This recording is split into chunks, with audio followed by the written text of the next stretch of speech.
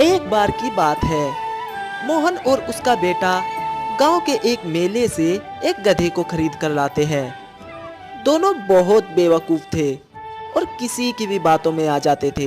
दोनों गधे को खरीदकर जंगल के रास्ते से अपने घर की ओर जा रहे थे।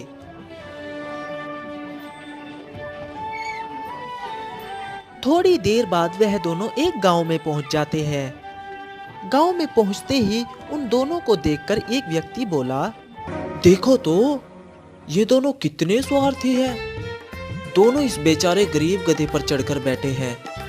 ऐसे लोगों को तो सजा होनी चाहिए। उस व्यक्ति की बात सुनकर उन दोनों को लगा कि शायद वो सही कह रहा है और लड़के का बाप गधे से नीचे उतर जाता है और उन दोनों के साथ पैदल पैदल चलने लगता है।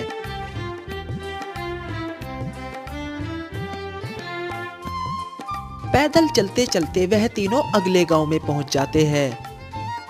गांव में पहुंचते ही उन्हें घरों की तरफ से एक व्यक्ति की आवाज आती है, अरे देखो तो, कैसा जमाना आ गया है भाई। बेचारा बूढ़ा बाप तो इस गर्मी में पैदल चल रहा है और ये लड़का आराम से गधे पर बैठकर जा रहा है। ना जाने ऐसे लड़कों का आगे चल के क्या होगा।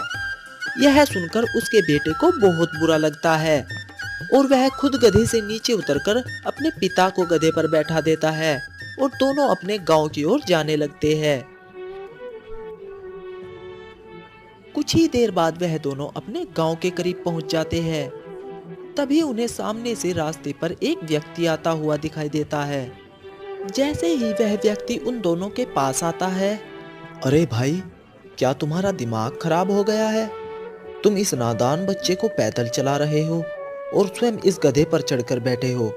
तुम्हें शर्म आनी चाहिए। उस व्यक्ति की बात सुन लड़के का पिता भी गधे से नीचे उतर आता है और दोनों गधे के साथ पैदल पैदल चलने लगते हैं।